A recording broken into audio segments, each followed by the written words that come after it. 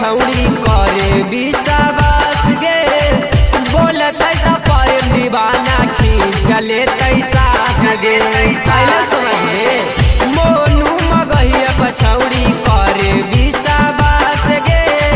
बोलते तो नीतीश राजीव खींचले तैसास गे